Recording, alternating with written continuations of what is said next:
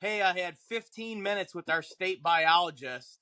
I got all the inside juice, but I'm saving it for the podcast. He wouldn't tell me anymore. I said, dude, come on, you can't do that. He goes, you ask me again, I quit. Can you believe that he spent 15 minutes with me? Oh my.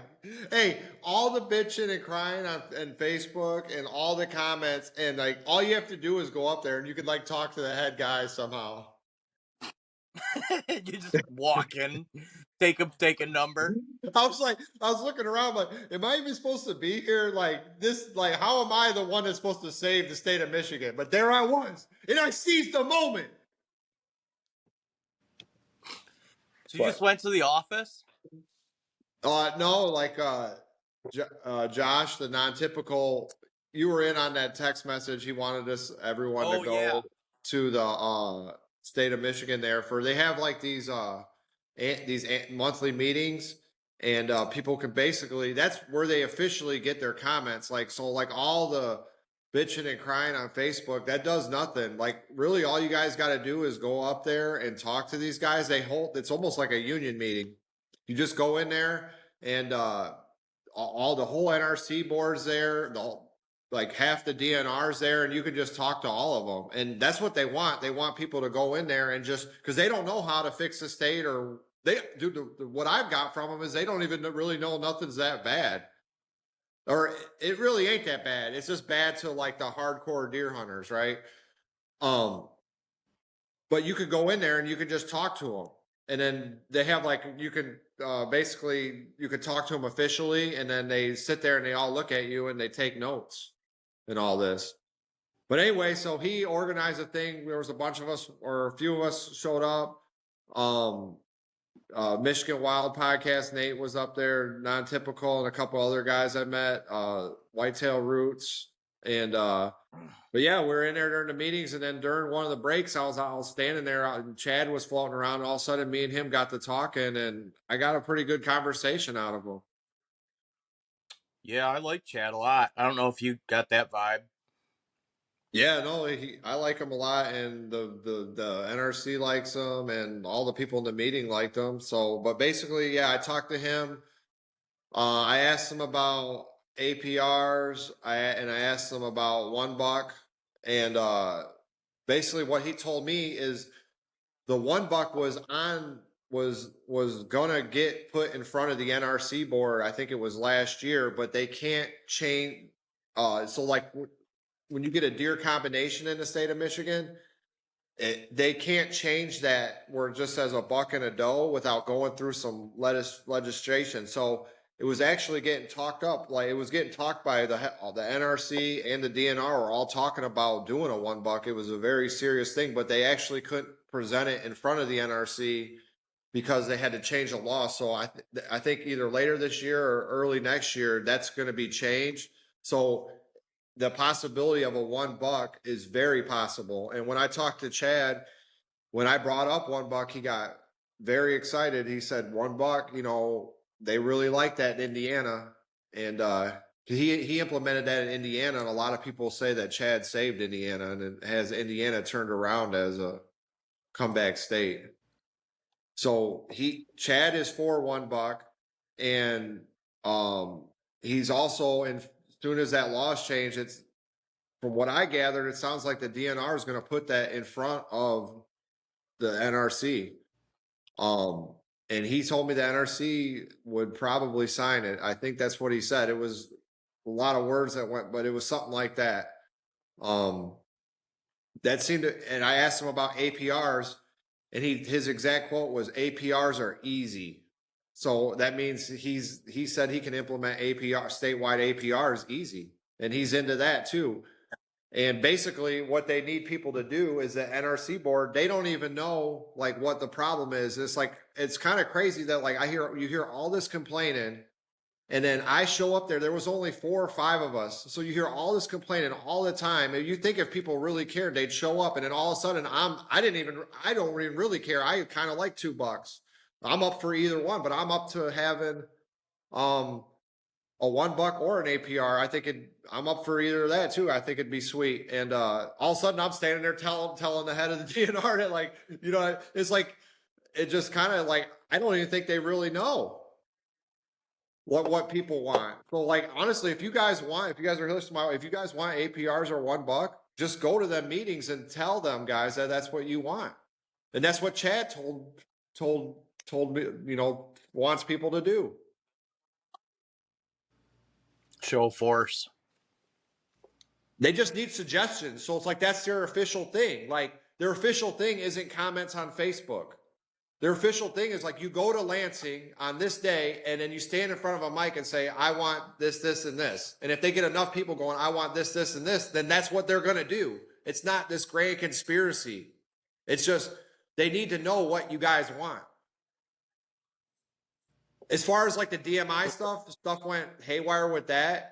I don't really know what happened with the DMI. I can only imagine all the crazy comments they got. It was probably too much. Who knows? But if you guys go up, the DNR wants either an APR or $1. So if you guys go and show them guys support that you guys want an APR or $1, to me, it sounds like the DNR is going to put that in front of the NRC. And as of either when they have their meetings next year, the beginning of the year, when they can actually change the law, if they get enough support for that, that's going to get put in front of the NRC. That's what I got to pass on. That was how the conversation with me and Chad went. And what I told him is like, you guys understand that, like, I just drew a tag out of state. It was over $1,000. It was $1,200. It was like, you realize if we get $1 or APRs, that's going to raise the property values across the state. We'll be able to front run what Illinois felt in the early 2000s, what Ohio's felt the last 10, 15 years. Like, all these little swamp properties that aren't worth nothing, that anyone that's listening to my voice can go buy them. And you can watch that value of that property probably 10x, because we're going to improve the herd. And then we have 21% public land, 13 million acres. We can take the non-residents, where it's like Iowa and Ohio, they got single digits. It's like we're sitting on a gold mine. And not only that, we have the best fishing in the Midwest. We have the Great Lakes that we only charge $70-something for a non-resident tag. Yeah. That's what I told Chad. I was like, we're sitting on a gold mine that we can front run, and all that money will come in, all that money will fix all the dough problems and everything else. Cause it's just like Big Ten football, Michigan football, that Michigan football team that pays for the whole school. They don't make no money off, lacrosse. They make all their money by putting 110,000 people in that stadium. So you make this you make this as good as Ohio or Illinois, and it's got all that and the fishing, it's over. That's what I told him. He 100% agreed with me.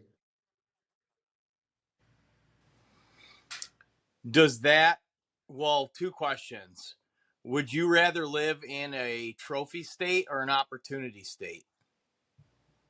I would rather live in a trophy, I think, because I can just, instead, like, we're positioned where I am in the state. I'm only an hour and a half from the border, from either Ohio or Indiana, not even. So it's actually easier, instead of driving up north for 4 hours, it's actually easier for me to drive to either Indiana or Ohio if I want to shoot another buck. Yeah. So, yeah, but that's I would say in your position, you'd probably be more in for APRs. Where for me, I think people in zone 3 would probably be more in for $1. So it's like I said, I don't care. To me, it don't matter.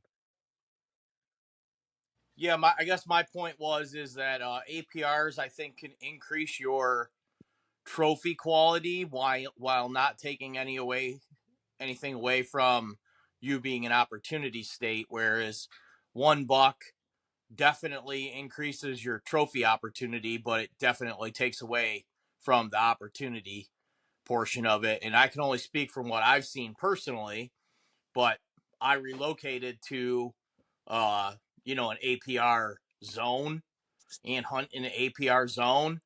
And I went to a big buck night this winter, and they said, like, before the APRs, and they're getting to be on like 10 years of it. Okay, like 7 or 8 years, I think, of having APRs.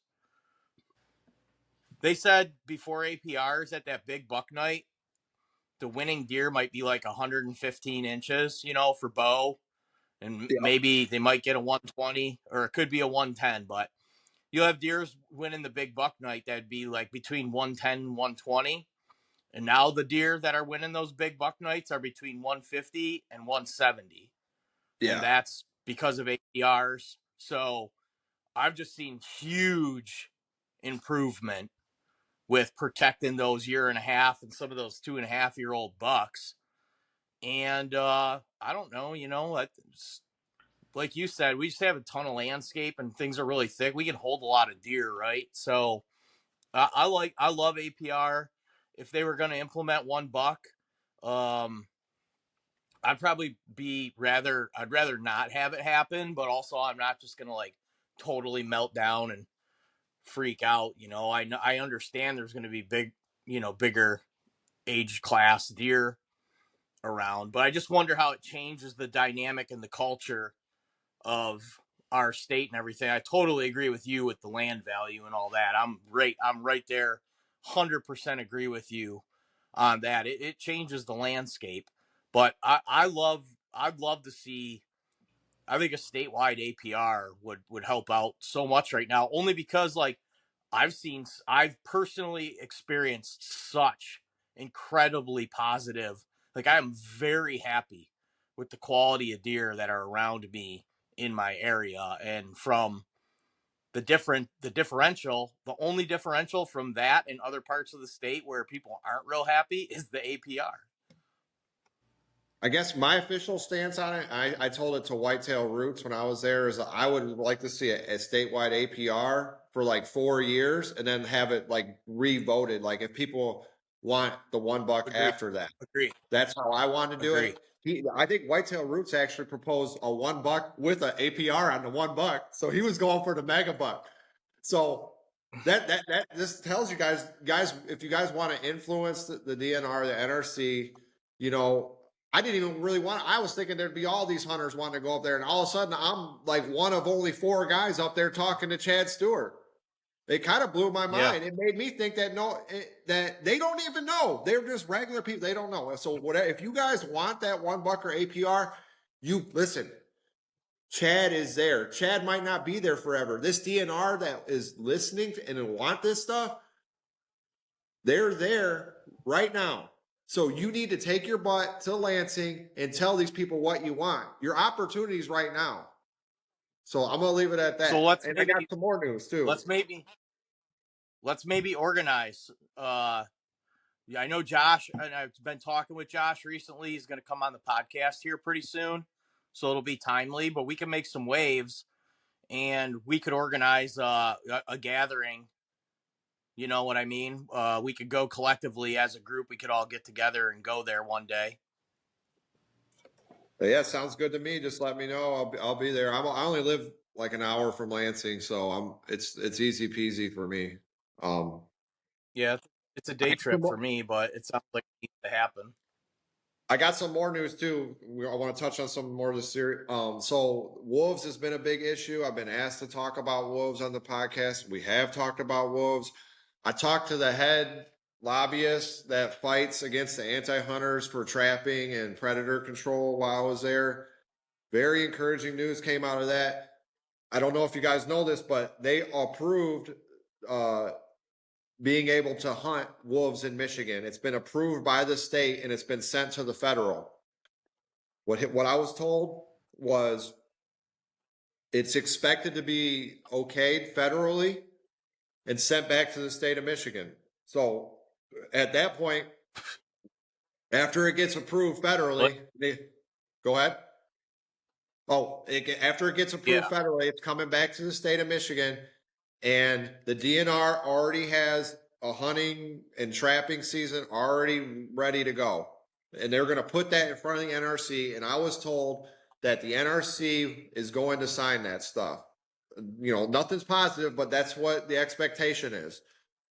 The only thing that's going to hold that up is if the current administration, which is Gretchen Whitmer, if they come in from overhead and ex-nay it. Now, I asked the temperature on that. He told me that Gretchen Whitmer, she's already won the governor twice.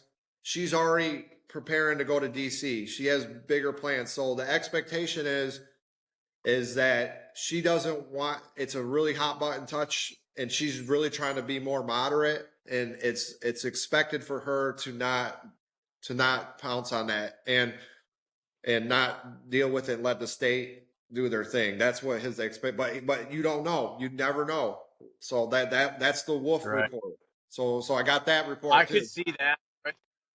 If she does nothing, then it kind of quietly goes through. If she jumps on it, she's going to have headlines, and she doesn't want those headlines right now. She doesn't want that smoke. She's already won the state twice. She has nothing left to prove here. She just wants to go to DC and try to, go to the next level. So who knows? But that's really good news.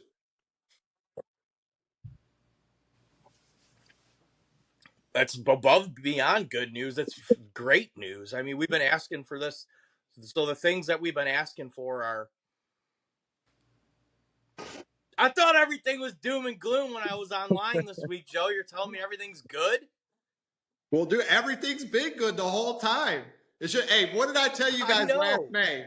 That Wall Street don't buy their jet skis with their money. And just like all these doom and gloomers in the hunting street season, hey, it's white boy summer for them too. And they ain't buying jet skis with their money. Just remember that. Where's the money going? Because nothing really ever happened. Yeah. We've actually gained millions of acres. And I'll touch on that too. Not only did we win the corner crossing, we've won the corner crossing. We've had the ball rolling for wolf hunting and trapping season, apparently, from my talks with the head lobbyist over the weekend. I talked to Chad Stewart. It looks like the state wants to do APRs, $1. They're listening. That's what the people that are in there right now want to do that. So that's good news.